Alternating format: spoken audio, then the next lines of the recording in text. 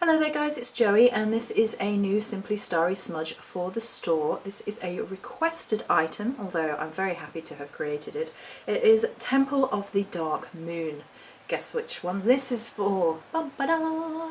So the Dark Moon is considered to be the 3 nights before the new moon, and it's probably my favourite lunar time of the month energetically. I say on frequent occasion, probably every single month, that it to me feels like the Morrigan walking around with bare feet, although I think that you can apply that imagery to all the dark goddesses walking around with bare feet at this time of the month. The dark moon and into the new moon is a time of deep personal introspection. It's a time of limitless potential and possibility. It's new beginnings. It is a time where nothing is impossible. The journey hasn't started yet, but there is this incredible awareness of all things that can manifest and come to be. It's very, very exciting in terms of energy. It's also a really good time for examining introspectively one's positive and negative traits and taking stock of all the things that have happened over the last month, looking at the things about yourself which you are pleased with, proud of, your achievements, things that have come to harvest, and being ready to plant new seeds. I really, really enjoy the energy of sort of planting new seeds at new moon, and it kind of resonates with that phrase that, you know, they thought they had buried us, they didn't know we were seeds. And, you know, not being buried by the situation, instead being planted. And it speaks to a deep personal strength, which I think correlates with dark goddess energy, that no matter what, you can overcome. And there's definitely a undertone of a warrior energy here, that, you know, you can fight through, you can survive, you can be stronger, you can be victorious. Absolutely. There's also the deep mystery and the deep magic within the Temple of the Dark Moon.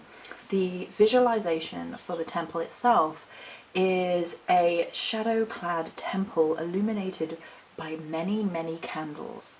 And it has this beautiful complement of shadow and light. And there is the whole temple is cast in shadow and darkness, but it's a comfortable darkness. I think a lot of us hear, you know, oh, nighttime and darkness, and we think eek, and lack of the moon makes some people feel a little bit less comfortable. However, I think these are the places where we truly grow, and it just is my favourite time of the month. It is a truth. But basically, it's an energy of real truth where there's nowhere to hide, there's no shadows being cast in terms of misconception. There are only the candles of illumination that we light for ourselves. And how true those illuminations are depend on where we're at along our path, how much introspection we have done, how much shadow work we have done, how truthful we are being with ourselves, the choices that we make. And I think it's very self-reflective at the time of the dark moon. And it lends itself to the sort of idea of scrying and dark mirrors and things, that if you look into the dark mirrors, you can see reflections of things that were and things that are, and tap into that deep soul energy. And I really, really like that. I was talking in the Aura Quartz energy yesterday about the idea of personal alchemy and the combination of mystery and science. And I really do feel that personal alchemy really does take place, particularly for me, more so at the dark moon, new moon than any other time.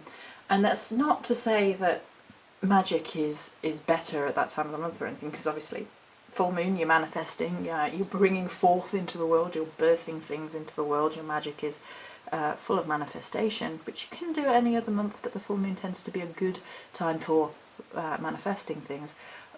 But at the dark moon, new moon, it's very much about the alchemy process, the beginnings, these seeds, the fusion between the soul and the physical, the absolute unbridled desire to create something new that comes from a place of passion and soul deep within oneself. And therefore we take on these visions within ourselves, and I really have come to love the idea that, I can't even remember where I read it originally, but the idea that, you know, we should embrace the idea of a little bit of madness within witchcraft, that we have to see and visualize something so clearly in our mind's eye and believe it to the point of insanity to bring it forth into the universe, that we believe it so passionately that the universe has no choice but to agree with us. You know, we are so single-minded in our brilliance and our insanity that we bring forth into the world that magic, and it's chaotic and unbridled power fused with a sense of purpose at the time of the dark moon, given a direction, given a doorway, given a reason to be. And we can bring that into ourselves, into our personal introspections, and into our magic. So Temple of the Dark Moon creates an energy aura, raises the vibrations to create this energetic temple into which to do these workings at the dark moon. As I said, it was a temple which was very much streamlined. It was in the dark, but it was dark granite pillars, and there was a very sort of dark square oblong altar, and then there were many candles everywhere, black drapes. You could see the inky night sky outside, but really the main illumination was from all of these candles, the illumination that we create, and I really liked that contrast. So I hope you like it, and that is Temple of the Dark Moon Smudge, and this will be available on store. It will be available from this point on as well, because I really do enjoy the scent. It's got a gorgeous smell. On fire today with the smells. So that's it for this particular video, and many blessings.